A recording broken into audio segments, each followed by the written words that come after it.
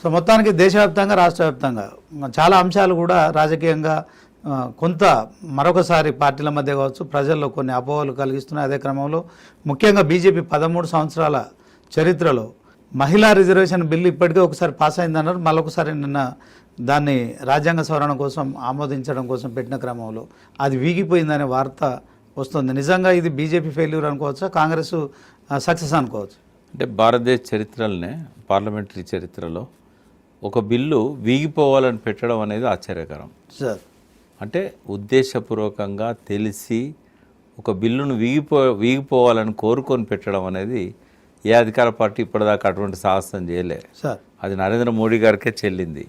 ఎందుకంటే రాజకీయాలన్నీ చిల్లరగా తయారవుతున్నాయి.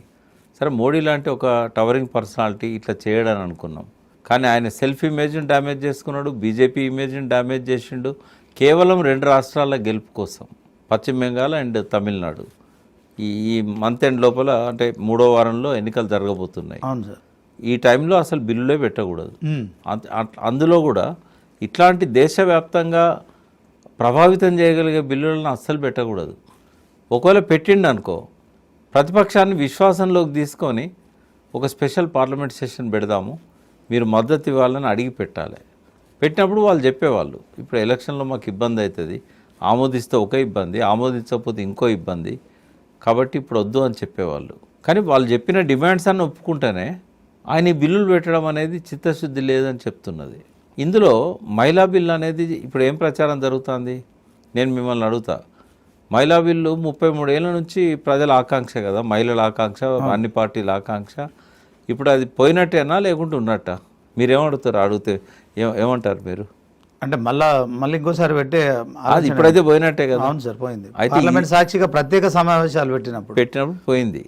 అంటే ఇదే ప్రచారం బీజేపీ ఏం చేస్తుందంటే, సార్ మహిళా బిల్లు పెడితే వీళ్ళు ఓడించారు ఈ ప్రతిపక్షాలు, మహిళా బిల్లు పెడితే వీళ్ళు ఓడించారు అని ఇప్పుడు పశ్చిమ బెంగాల్లో పొద్దున్న నుంచి ప్రచారం మొదలుపెట్టిన, తమిళనాడులో మొదలుపెట్టారు. ఎందుకంటే ఆ 2 పార్టీలు మహిళా బిల్లు ఈ నిన్న వీగిపోవడానికి అగెనెస్ట్ ఓట్ చేశారు.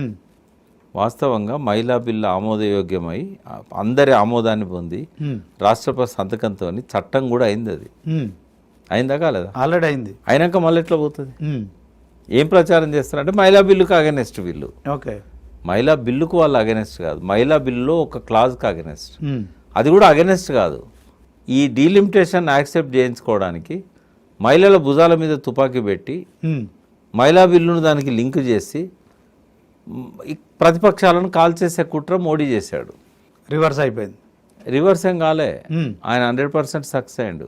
మోదీ సక్సెస్. నేను ముందే చెప్తున్నా మీకు, 2 రాష్ట్రాల కోసం బిల్లు ఓడిపోవాలి. ఆ ఓడిపోవడానికి కారణం ప్రతిపక్షాలను చూపడానికి, తద్వారా మమతా బెనర్జీని, స్టాలిన్ను దోషులుగా నిలబెట్టడానికి మోడీ చేసిన కుట్ర.